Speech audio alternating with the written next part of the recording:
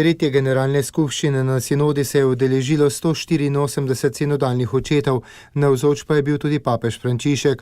Razprave so potekale na dve osrednji temi: evangelij družine in naravni zakon, ter družina in poklicanost osebe v Kristusu. Na začetku je bilo napovedano, da bo redni konzistorij, predviden za 20. oktober, poleg kanonizacije namenjen tudi razmeram na Bližnjem vzhodu. Konzistorija se bodo prav tako udeležili vzhodni patriarhi in jeruzalemski latinski patriarh.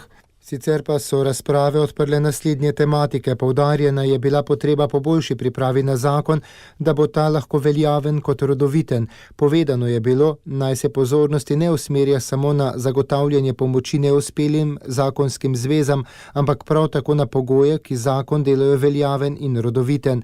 Posredovati je treba takšen pogled na zakon, ki o njem ne govori samo kot o neki točki, do katere je treba prispeti, ampak kot poti do višjega cilja, kot poti osebne rasti in rasti para. Druga točka, ki je bila postavljena v ospredje, je govorila o vplivu medijev pri predstavljanju ideologij, ki so nasprotne nauku cerkve o družini in zakonski zvezi.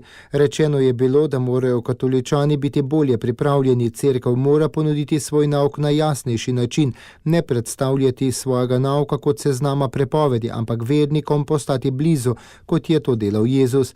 Razprave so se zaustavile tudi pri parih v težavah, ločenih in ponovno poročenih. Kot je bilo povedano, jim cerkev ne sme ponuditi sodbe, ampak resnico z razumevajočim pogledom, da bodo ljudje sledili resnici in sledili cerkvi. V sinodalni dvorani so bile predstavljene še 3 posebne razsežnosti družine: poklicanost v življenje, misionarskost kot pričevanje o Kristusu preko družinske edinosti in sprejemanje drugega.